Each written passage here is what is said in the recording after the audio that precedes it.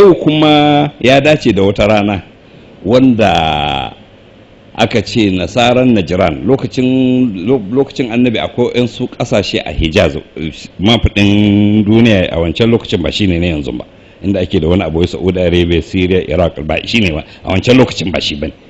A lokacin akwai wata daula ta Masihiyawa, Kirista kenan, a cikin nan Hijaz din. Mai Hijaz shine kamar Arabian Peninsula, tsakanin Yaman da Sham din akwai daula kudu kaɗan da Madina, kuma daular lokacin su Kiristoci ne. Yanzu babu su, amma a da an taɓa yi, sunanta Najran.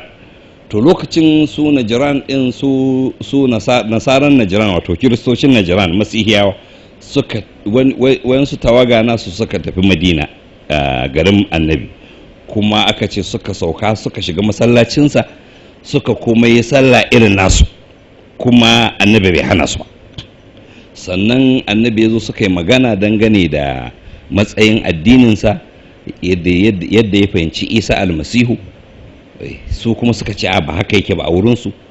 Su shi ya ce Isa almasihu halittan Allah ne, kuma annabin Allah ne, an aiko shi da saƙo ya zuwa ga mutane. Daga baya aka canza aka ce shi ubangiji ne ko dan ubangiji, su kuma suka ce shi ubangiji ne ko dan ubangiji. To shikenan kowa ne da ya tsaya a nasa ra'ayi. Aka ce to yanzu tunda mun saba tsakaninmu, mun ce Isa kaza ne ko kun ce kaza ne, amma mun san ɗayan mu in daidai ne abin da yayi, ɗaya ba daidai bane. Ɗayan in ɗaya yana da gaskiya, ɗaya bai da gaskiya, saboda ba su zama gaskiya a lokaci guda ba. To amma Allah ya san waye mai gaskiya. To mu haɗu yanzu mu yi addu'a, mu ce to wanda yake akan gaskiya Allah ya tabbatar da shi, ya tarwatsa ɗayan. To sai su nasa suka ce a kar ai hakan a dai a sasanta dai a sasanta dai. To a wani ruwa an ce ainihin wannan mu a wurin mu rana ce muhimmiya, saboda mene? A wannan ranar ne aka saukar da wata aya da ake ce mata ayan mubahala.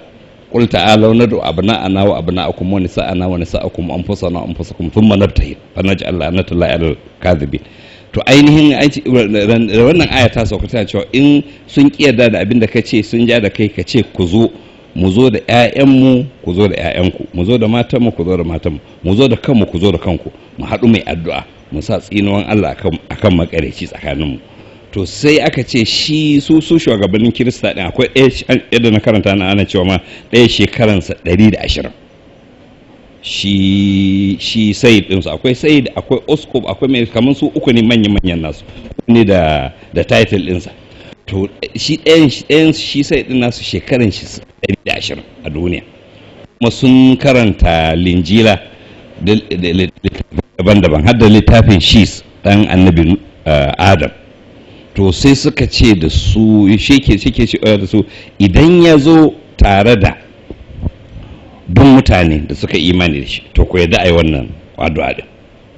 Amma in ya zo da mutanen da muka karanta sifofinsu a littafinmu, mutanen gidansa da ɗan uwansa da ƴarsa da ƴaƴan ƴar, to kar ku yadda ai addu'a, don su mutane ne da muka karanta cewa an sun yi addu'a Allah yana karɓar addu'ansu, don a littafinsu a gurbin akwai.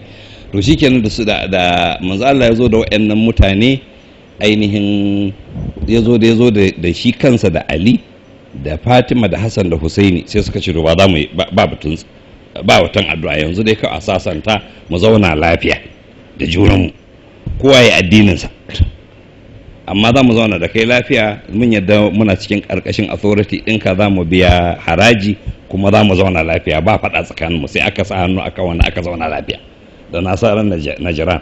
Haka wannan rana ce da ta nuna ainihin sasantawa tsakanin musulmi da Kirista. Har ma akwai ayan da take cewa la tajidanna aqraban nas mawaddata lil ladina amanu alladhina qalu inna nasara dhalika bi anna minhum qissisina wa ruhbanan wa annahum la yastakbirun. Yace zaka ga wanda suka fi kusa da son muminai, wato musulmi, na ce musulmi za a fi ganewa, wanda suka fi kusa da son musulmi su ne wanda suka ce mu Kirista ne. Ya ce Allah ta'ala ce saboda a cikinsu akwai malamai, akwai masu ilimi kuma su ba su da girman kai. Wannan yabo ne ga al'umma kiristoci, cikinsu akwai masu ilimi kuma ba su da girman kai, shi yasa su suka fi kusa da son musulmi. To na san akwai wani abu da wa'insu abubuwan da wannan ba shi ne mahallinsu ba, tun da wani lokacin muna magana taron kirista da musulmi ma yi wannan. Amma na sa akwai wa'insu ayoyin da wa'insu kan musu fassara wani iri. Alal misali akwai la tattakhidhu yahuda wan nasara awliya. Na taɓa ganin wani fassara da wani rubuta da Ingilishi yace do not take Jews and Christians as friends. Sai yace to ai addinin ku yace kar ku ɗauki kowa matsayin aboki. To san ba abin da ayan shi kuskure ne ma a fassara shi da friend, ba friend yake nufi ba.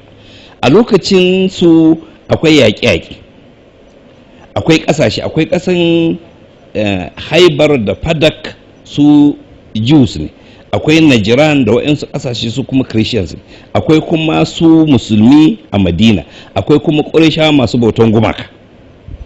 To lokacin da ake wannan yaƙe-yaƙe su Qurayshawa sai suka haɗu da Kiristoci da Yahudu suka haɗa kai against Annabi. To sai aka ce wannan aya ba friend ne, ma'ana tana magana a wannan wad'in ne, tana cewa kar ku ɗauke su Ali, da an ce Ali to rabin oke kaman allies a wo, kar ku ɗauki ma'ana kar ku ɗauki mutanen Fadak da Haibar da kuma Najran a matsayin allies ɗinku, domin su da are allies to one another, not friend. Ana ga Pastor Yohana Buru aboki nan, ko da ke shi ya ce wani mai gidansa ne.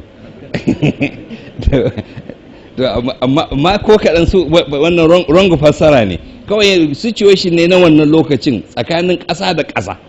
Yanzu kamar idan ka gwamnati aka an yaƙi aka ce allied forces ko wayannan sun haɗu da waɗannan, to kar ku ɗauke su ali, saboda zai idan mutum yana ali da enemy ɗinka, don lokacin su Quraysh mutanen Makka su da again the prophet in Madina suna kawo masa yaƙi, sai ya zama su Fadak da Haibar ƙasashen Yahudu da Najran sun yi alliance da su, sai aka ce to ku kuma kar ku zama ally ɗin wanda ya ali da maƙiyanku.